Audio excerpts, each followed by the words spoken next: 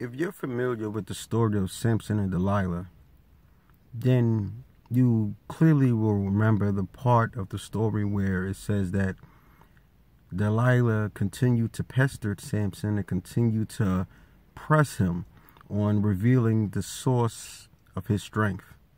And after some time, he eventually revealed to her the source of his strength, where he told her that his strength comes from his hair. And if anyone would cut his hair, or if he would cut his hair, that he'll be like a normal man.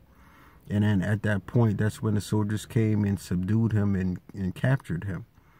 I think this is probably one of the biggest reasons why so many of us choose to stay single at some time. The fear of letting down your guard. In the story, we see Samson decided to let down his guard to someone that he thought loved him and was eventually betrayed. And this fear is something that's very real, something that we often go through, trying to balance being vulnerable and being emotionally available to someone, but at the same time guarding your hearts and guarding our gifts and trying to figure out how can we do one without getting hurt. As we see in the story that Samson was eventually betrayed, and then which actually led to his death because he let down his guard. But just like in this story, I think in relationships there are a lot of red flags. There are a lot of signs that we can look out for that will tell us if someone is truly out to love us or if they're out to hurt us. There's some signs, there's some red flags that we can look for, which will tell us the true intentions of another person's heart. So in the story, the first thing that I recognized is that Delilah's conversation, her attention was strictly on finding out the source of Samson's strength. She never showed any interest in him as a person. She never showed any interest in his family. She never showed any interest in who they were as a couple. All of her conversations always went back to finding out the source of Samson's strength. Now, have you ever dated someone and their conversations always goes back to them finding out the source of your gifts or the source of your strength, per se? The conversations always went back to your sex, always went back to your money, went back to your prestige, went back to your position.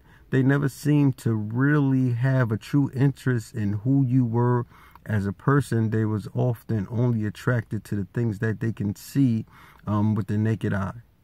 That's often a red flag that we ignore. But that can be a real sign that a person is not truly there for you and what their true intentions are. Also in the story, Delilah used emotional blackmail.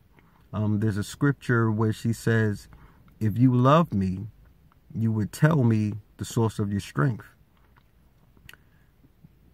She was using blame and guilt to get to him. She was playing on Samson's emotions to get him to reveal the source of his power, the source of his strength.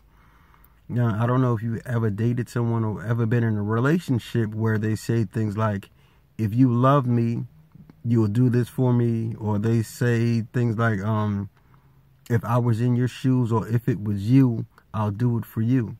That person is really trying to manipulate your emotions in order to get you to do what they want. In order to get to the source of your heart, to get to the source of your strength, the source of your gifts. When you're in a relationships or when you're dating and you choose to open yourself up and reveal your strength or reveal your gift, it should never be done out of manipulation. You should never feel forced or tricked into doing so. Like, you revealing the source of your strength, the source of your gifts should always bring joy. It should always be done out of freedom, and it should always be done out of choice.